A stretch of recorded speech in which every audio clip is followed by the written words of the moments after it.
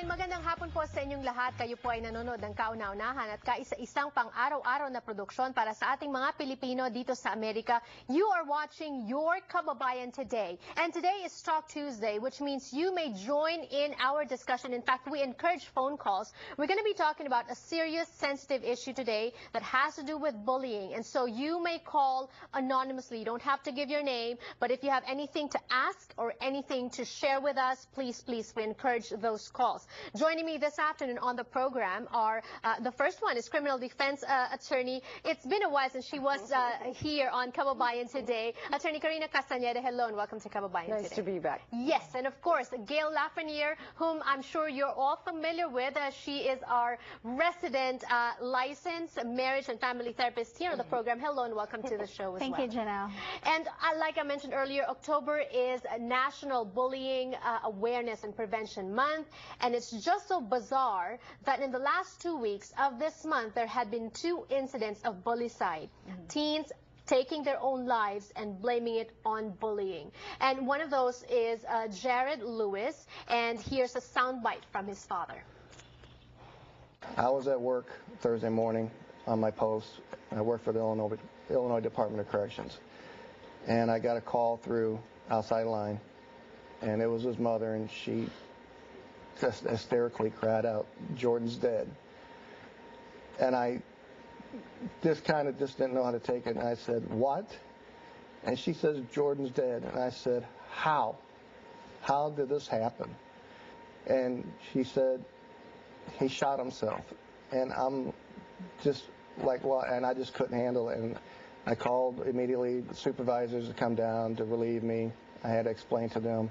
And then I came down as soon as possible down to Marion area, and I called the police, tried to talk to the detective in charge, asked him what was going on, and he said he left a suicide note. And he said in the suicide note he mentioned that he was being terribly bullied. Okay, bullying, it should be a crime. Is it a crime, Attorney Karina Castañeda? It is a crime. In California, and we're not the foremost in this, Florida, in fact, is the maverick when it comes to cyberbullying or doing something about this with our young, teens and our children. But in California, Governor Brown just signed in 2011 a cyberbullying bill that allows schools now to suspend the kids that are doing this. And there's, the California stalking laws. There's the hate crimes. And if it rises to the level of sex crimes and things like that, it is punishable. It is punishable by law. Okay, I have a follow-up question to that, but I'll save it for later. And that is the question, you may think about it now too. How easy or difficult is it to prove the crime of bullying? You're nodding your head, Gail. This is a serious problem. As a practicing licensed marriage and family therapist, you've talked to patients that are undergoing this kind of pressure. Absolutely. I work with a lot of kids, and I also work with the foster care system. So a lot of times you see children who've been in the foster system who have no parents that are looking after them the way biological parents would or should.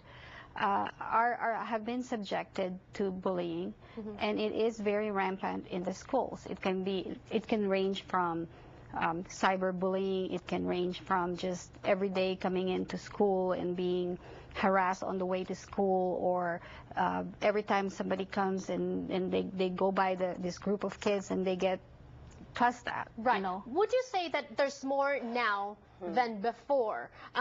Do you have any statistics to share? It is rising. Cyberbullying is what's taken place. It used to be physical violence in school.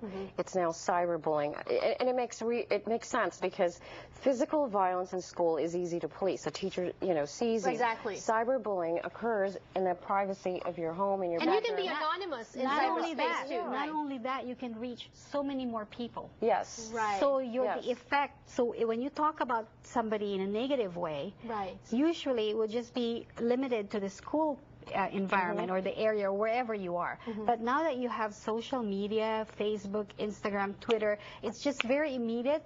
You get to put out the word about somebody that's really in a very negative way and talk about them negatively. And influence people. And influence so many people. And negativity, for some reason, attracts negativity.